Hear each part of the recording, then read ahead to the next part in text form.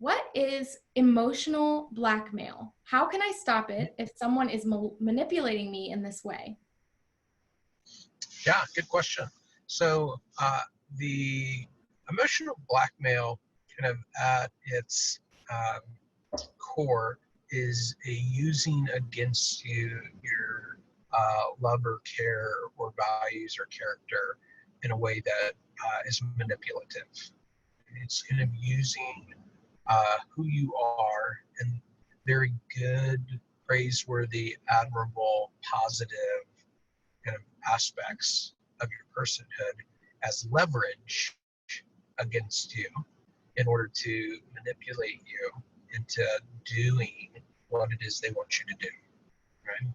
And while it's words and verbiage can take on a lot of different forms, uh, one way that it shows up is, if you love me, you will blank, right?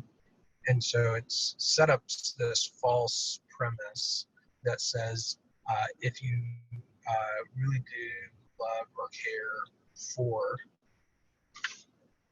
me, then you'll do what it is you want me to do. Right? And that's not a true formula, right? That I can love you and really disagree with you. That I can love you and not see things the same way that you do. I can love you and not believe that what you want me to do is what I should do in a given situation, right?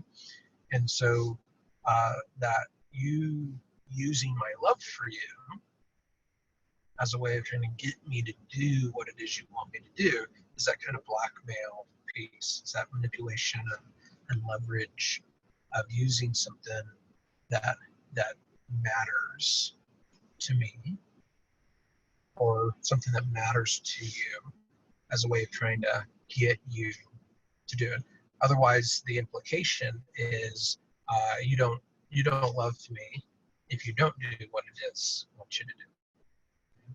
Which creates, if you love me, it is pain there, right? Like you're going to be using my love or using your love for the other against the person, and it's super painful and it's manipulative. I want to be able to recognize the false premise that is set up in that situation. We don't have to operate under the assumptions that others have, even if they truly believe them. Because not all emotional manipulation is vindictive in nature. Not all of it's intentional in nature. That oftentimes that can be just the product of the culture or family that we grew up in. That we have this sense that love means this, that caring about someone means this, and so that love means never saying no. Well, that's hogwash. That's not true. But many people have grown up in families where that's the case. And if you really love someone, that means you never tell them no. Right? That you say yes to whatever it is they feel like they want or need from you, and you're not being loving if you don't engage that. It's okay for you to step up and go, your understanding of what I should do or shouldn't do doesn't define my experience of life.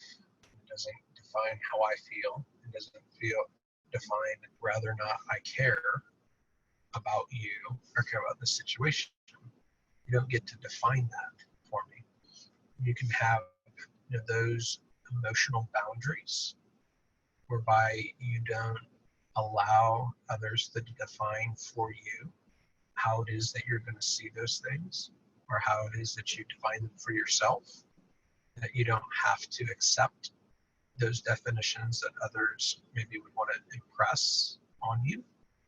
And so being able to step back, a lot of times being able to process out loud with somebody who's safe and somebody who's healthy, kind of that tension that you're experiencing.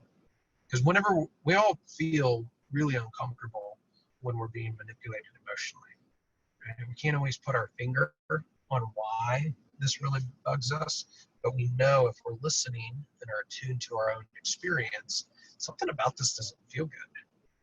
I don't like what's happening here. I don't like what's happening between me and this person, what they're saying. And if we can listen to that, attune to it, wrap words around it, bounce it off another person, it helps clarify it in our mind why that rubs us the wrong way, why that doesn't set with us, and helps us be able to formulate how to have boundaries with that person and with that situation.